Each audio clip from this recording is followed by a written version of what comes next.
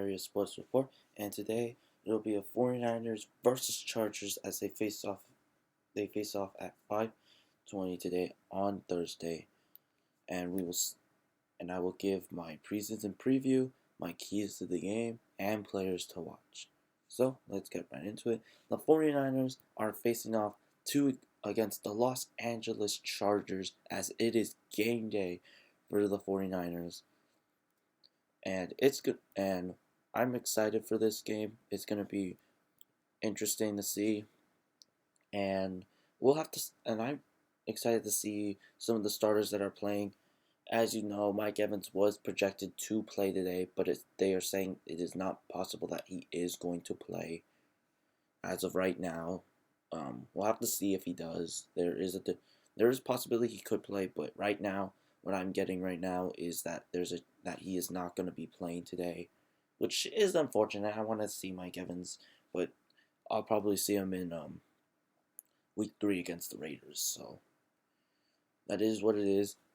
So it is what it is. As of last game, the 49ers did very well, solid on offense, especially Stribling, Watkins, and some others. The running game, however, was not exactly the best for the 49ers offense. As for the defense, they did very good. Some tackles for loss. Grayson Halton did very good. As you know, Larry Worf had some moments. James Thompson Jr. was pretty good. Grayson Halton was very good. Jacob Robinson had some moments. I liked what he did. Duggar had some moments. Prysock did.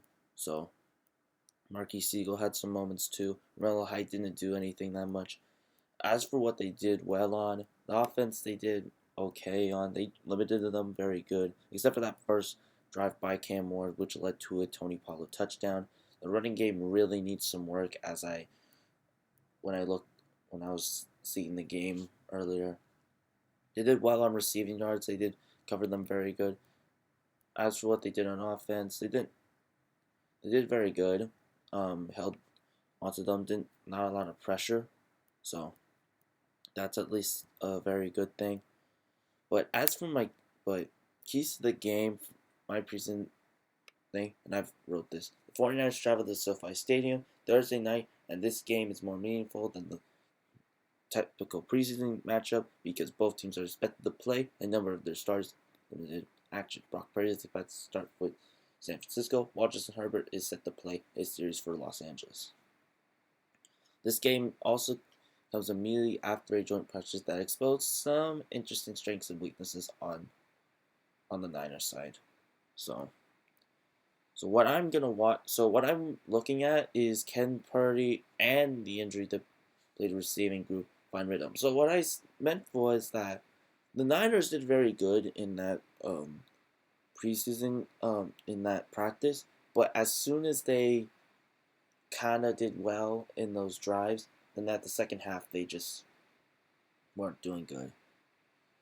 So it's kind of unfortunate. It's kind of a bit of a sad thing, but as it shows for what I wrote down is San Francisco offense had some good moments in their joint practice, but the Chargers defense finished strong, stopping the 49ers first team offense on 4 straight red zone attempts during a 2-minute drill.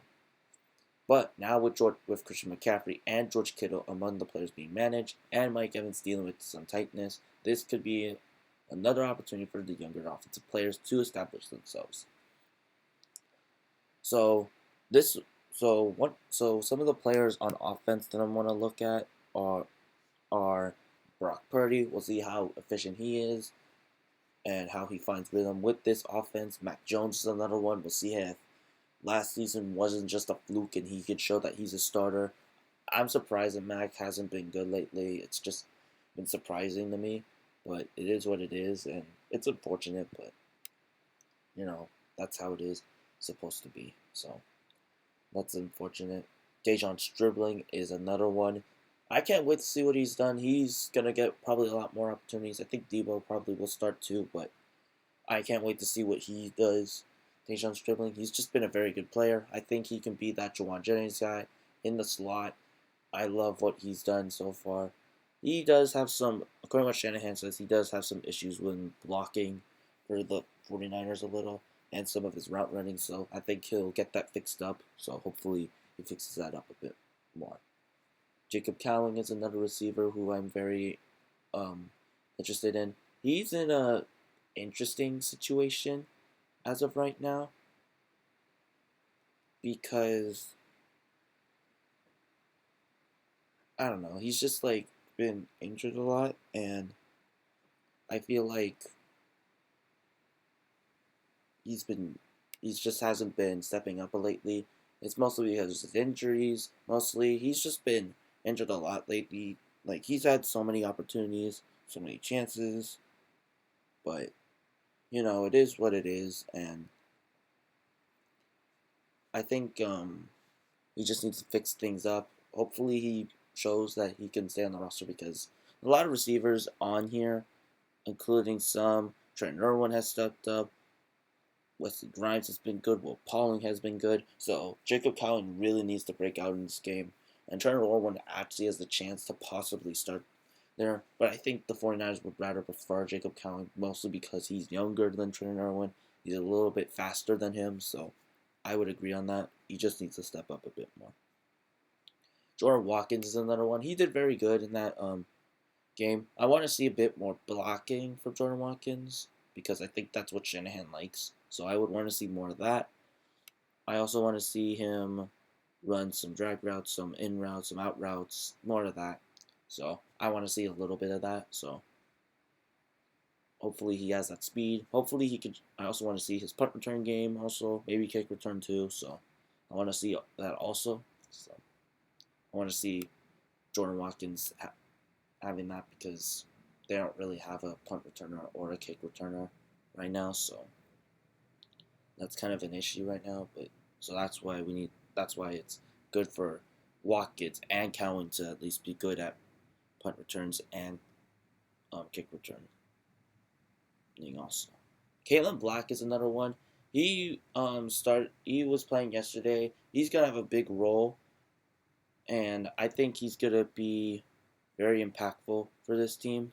So as I wrote down here for Kaelon Black, as Black is probably my favorite non-party player to watch. He gives San Francisco a different element at running back, acceleration and explosiveness, his 50-yard run in practice was exactly the type of play that can change a preseason roster evaluation. Watch for vision, decisiveness through the hole, pass protection, what he can create after contact. So I want to see a little bit of that from Kaelon Black. I can't wait to see what he's done. I really didn't like this pick at first, but he's now been very good, and I think now he's a bit better for the 49ers, so now he's getting a bit healthier, so I'm excited to what he's going to do next. As for the defense, as I'm moving on, 49ers defense, this is the biggest storyline. Justin Herbert and the Chargers receivers repeatedly hit explosive plays in Tuesday's practice. San Francisco's secondary had communication and coverage posts, while also Digizua was one of the defensive standouts up front. Also, Renardo Green was one of the standouts. This game is therefore a great test. Does the secondary bounce back, or was Tuesday a sign of a larger problem? So we'll have to see if the safeties get better and the cornerbacks, and I'll get to some of those a bit later. So my also other player that I want to see, also Digizua, was one of the San Francisco's best performers against the Chargers in practice, generating multiple would-be sacks. Watch for whether he can consistently win against the Chargers' interior offensive line and make life uncomfortable for Herbert. So I want to see a bit more of that for Jose Digizua. He's another one of those guys, so I want to see that also. So I can't wait to see a little bit of that for him. So I want to see a little bit more pressure from him. We'll see how he does in the interior line against like left guards, right guards, maybe the center too. And Tyler Biadasz is down, so there's a possibility he could get a lot of sacks now that Biadasz is down. I think it's Jake Slaughter. Like he's a good center, so we'll have to see. So Romello Height is another one. He didn't show it off a lot, but when you look at the tape, he showed some pressure, a lot of pressure, which made him double team him, which means that at least gave. So like if Nick Bosa was there and Romello Height were there, then they would have been both double teamed, and then that would automatically convert more sacks, which is a good thing. It's just I don't think it's just that you can't do that a lot of preseason and you don't want to do it that much. But that's at least a good thing. But I kind of want to see more of Romello Height. Maybe have his moves a bit improved. Maybe use those against the tackles and be able to sack the quarterback. So I want to see that from Romello Height. If he could do that, that's a win for me. Grayson Halton is another one. We'll see on his ankle injury. We'll see if he plays today. Hopefully he does. I don't have any updates on that, but as he had that ankle injury with Pony's head injury, so we'll have to see on if he plays today. So I can't wait to see what Halton does. Hopefully he has that same thing what he's done in the Titans game, stopping runs, getting some pass rushing going. So I want to see that for Halton. Visions Priceock kind of got burnt by the Chargers defense. Hopefully he bounces back for the 49ers because he's a very good cornerback. He's very talented. He's very tall. He can break up passes. He was really good against Carnell Tate. So I think he can bounce back and improve.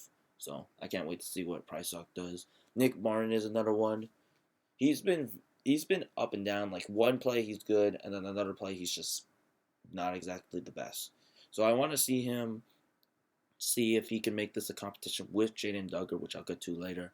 Because I really love Nick Martin. I think he was really good. He had the chance to be the Sam linebacker next to Fred Andre, but never since that Titans game he just hasn't been good.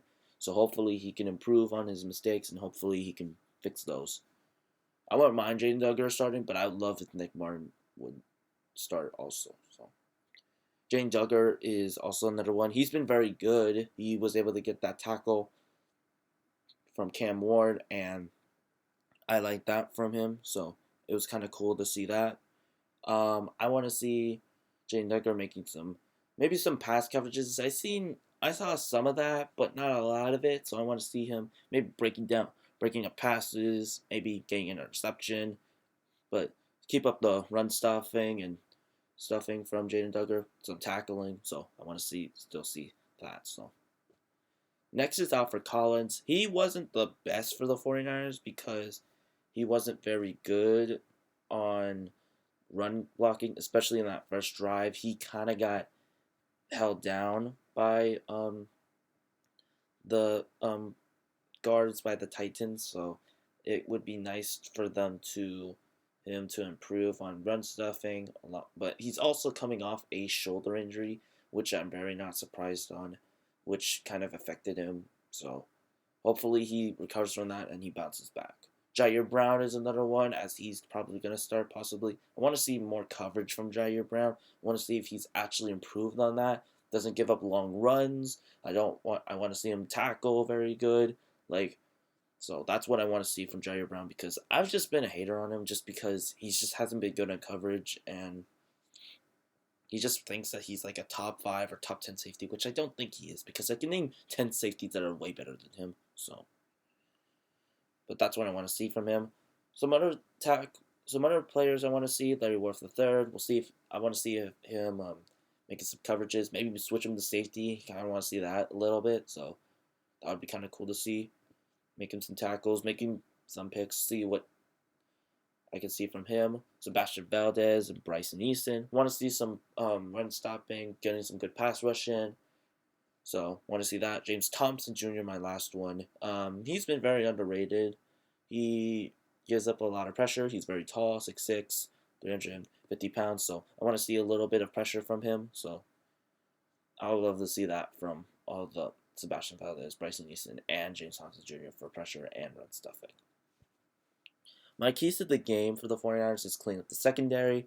This is number one for me, as San Francisco can't afford busted coverage against Herbert. DeAndre Norton, Ji'Ayir Brown in particular need to respond after struggling during the joint practice, which I think they will, especially after that practice from them. Purdy protect Brock Purdy. Purdy won't probably play long, so the offense needs to maximize those possessions, avoid sacks, penalties, and negative plays, and get him into a rhythm quickly. Establish the run. With McCaffrey likely sitting, Kaelon Black is a major opportunity player. He returned from injury and ripped off a 50-yard run during the joint practice. Give the young receivers opportunities. That includes Stribling, Jacob Cowing, Jordan Watkins, Wesley Pauling, Wesley Grimes. The 49ers need someone to emerge alongside their veteran receivers. Rookie Stribling has been one of the most exciting players in camp and scored multiple touchdowns in the joint practice.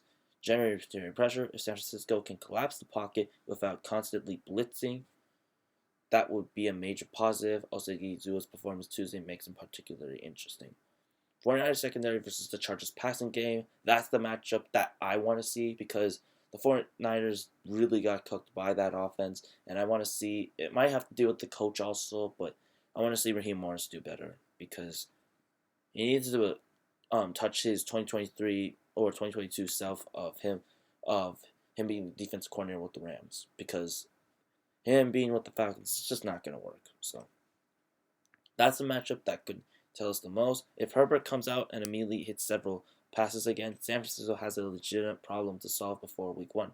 If the 49ers defensive backs communicate better, eliminate the deep balls, and force Herbert to take underneath throws, I'll view Tuesday's practice as more of a wake-up call than a major concern, which I think they will, because Brock Purdy says that the offense and Fred Warner also wasn't the best and the defense wasn't the best, and I feel like this game is going to help them. That practice will help them motivate them to become better and to feel like they improved. So I think that's what they're gonna view. Hopefully, I'll see that. On the other side, Purdy to Stribling and slashing receivers is the offensive matchup I'm most interested in because there's a lot of young players you're trusting on them a lot. Technically, Stribling, you need him to be the third starter. Jacob Cowing and Jordan Watkins, you need them to be big players to step up, especially in punt return and kick returning, since Niners don't even have that. With so many veterans being managed, this is a chance for the young pass catchers to make their case. Don't worry too much about the final score for San Francisco. The biggest wins would be Purdy looking efficient, Kaelon Black showing he can be trusted as that RB2. I don't think Jordan James is going to be that because he's been out with that rib injury. Isaac Guerrero, I don't see that either, so I would see Kaelon Black as that RB2. Also, Digizua continuous disruption, and most importantly, the secondary bouncing back. And if that doesn't happen, the secondary doesn't bouncing back, and the pressure not happening, then I would suggest for the 49ers to trade for Jesse Bates and then getting Vita Vea or someone like Max Crosby or Kayvon Thibodeau or signing an edge like Joey Bosa on free agency. But we'll have to see if they improved on that. So yeah, that is it for today. Make sure to like, subscribe, share, comment down below on what you think and what you think of my keys to the game and which players are you excited to see for the 49ers versus Chargers. And this is Bay Area Sports Report, signing off.